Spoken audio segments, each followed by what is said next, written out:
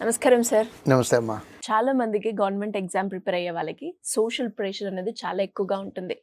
ఇంత టైం అవుతుంది, ఇంకా నీకు జాబ్ రాలేదు, మనం ఇంకెప్పుడు లైఫ్‌లో సెటిల్ అవుతాము అని ఇక్కడ ఒకవైపు ఫ్రెండ్ ఆల్రెడీ సెటిల్ అయ్యాడు అని రకరకాల దగ్గర నుంచి ఫ్యామిలీ నుంచి, ఫ్రెండ్స్ నుంచి, రిలేటివ్స్ నుంచి ఒక టెన్షను, భయము, జాబ్ రాలేదు అన్న ఒక బాధ ఇవన్నీ కూడా ఉంటాయి.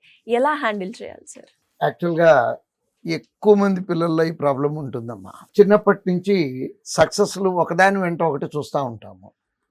ఎట్లా అంటే first common exam 10th class. ఇవాళ ఉన్న పరిస్థితుల్లో ఎట్లా రాసినా కానీ 9 పాయింట్ వచ్చేస్తుంది. Intermediate, degree just like that అయిపోతున్నాయి. ఎక్కడ ఫెయిల్యూర్ చూడరు పిల్లలు.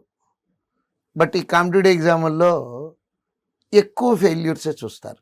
ఆ ఫెయిల్యూర్స్ బాగా కొంగదీస్తాయి, ఇండివిజువల్గానే ఇబ్బంది పెడతా ఉంటాయి మనల్ని.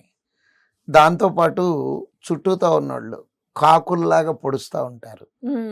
అమ్మని, నాన్నని, మనల్ని అనేవాళ్ళు మనల్ని అంటూ ఉంటారు.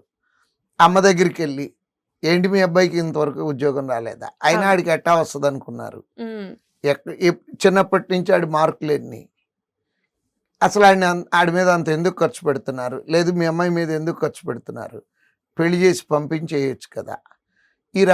ఈ రకమైనటువంటి సూటిపోటి మాటలు సొసైటీలో బాగా ఎక్కువ ఫేస్ చేస్తారమ్మా పిల్లలు.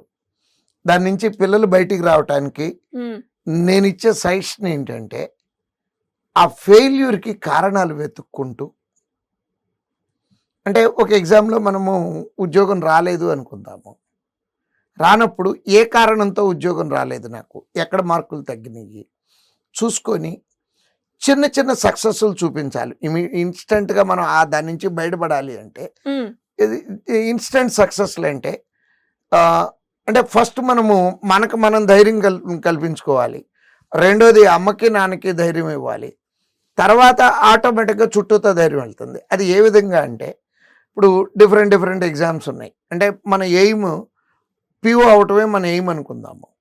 ఫెయిల్యూర్స్ ఎక్కువ చూస్తున్నాము. అప్పుడు ఏం చేయాలంటే, క్లర్క్ ఎగ్జామ్ కూడా రాసి మనం ఓ చిన్న ఉద్యోగం తెచ్చుకున్నాం అనుకోండి, డెఫినెట్గా సొసైటీ ఆ రకంగా మాట్లాడటం స్టార్ట్ అవుతుంది. నెక్స్ట్ ఒకవేళ ఉద్యోగమే రాలేదనుకుందాము, కనీసం ప్రిలిమినరీలో క్వాలిఫై అవటం స్టార్ట్ చేసామనుకోండి, అమ్మకి నాన్నకి, నాన్న ఇంతకు ముందు వరకు ప్రిలిమినరీ కూడా అవ్వలేదు నాకు, నేను ఈసారి ప్లాన్ మార్చుకొని చదువుకోవటం వలన ప్రిలిమినరీ ఎగ్జామ్ క్లియర్ అయ్యింది నాన్న, నాకు డెఫినెట్గా నేను ఈ సీజన్లోనే మెయిన్స్ ఎగ్జామ్ కూడా క్లియర్ చేసే ధైర్యం వస్తుంది నాకు అని చెప్పి మాట్లాడి, ముందు మనం గ్యారంటీ ఇవ్వాల్సింది అమ్మకి నాన్నకి. అమ్మకి నాన్నకి గ్యారంటీ ఇవ్వగలిగాము అంటే చుట్టూతో గోడ కట్టేస్తారు మనకి.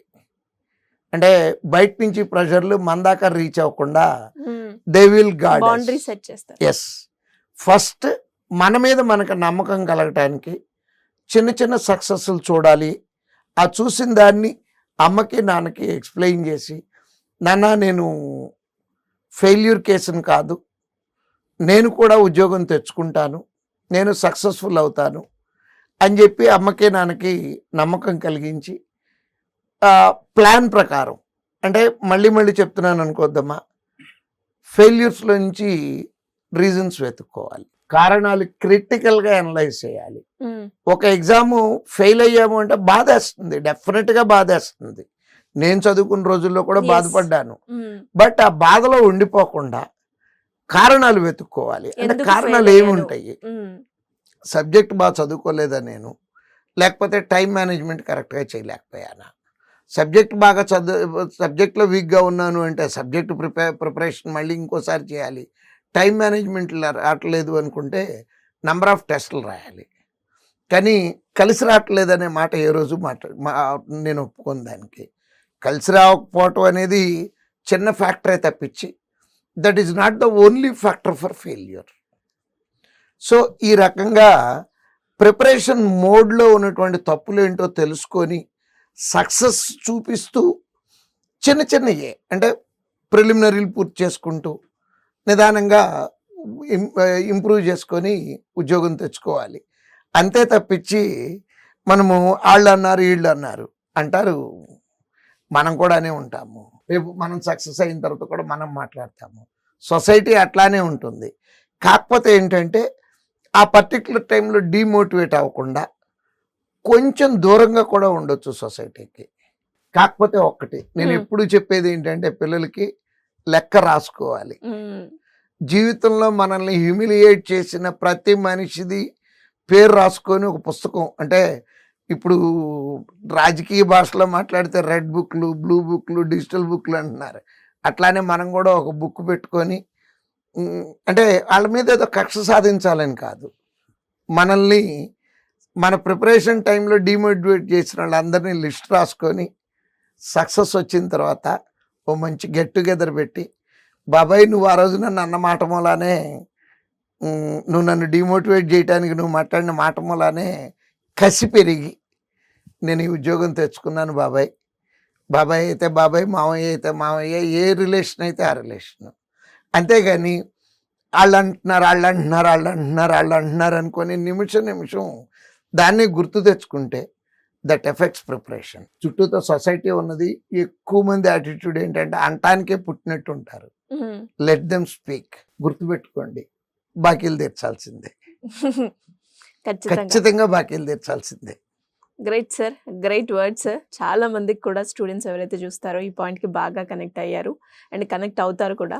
అంటే ఇలా ఎవరైనా కూడా స్టూడెంట్స్ ప్రిపరేషన్ టైంలో ఎలా ప్రిపేర్ అవ్వాలి అనేది ఒక ఎత్తు అయితే, ఇలాంటివి సైకలాజికల్గా చాలా దెబ్బతీస్తాయి అని చెప్పొచ్చు. అలాంటి వాళ్ళు డిమోటివేట్ అయినా కూడా, అంటే మీ మోటివేషన్స్ ఉంటాయి as well as preparation classes ఉంటాయి అండ్ క్లాసెస్లో చాలా టిప్స్ అండ్ ట్రిక్స్ కూడా ఉంటాయి. కాబట్టి ఇంక ఎవరికైనా కూడా ఎలాంటి డౌట్స్ ఉన్నా మిమ్మల్ని అప్రోచ్ అవ్వాలి అంటే ఏ విధంగా ఉంటుంది సార్? అమ్మా, యాక్చువల్గా నా దగ్గర చదువుకునే పిల్లలు అయితే రోజు క్లాస్లో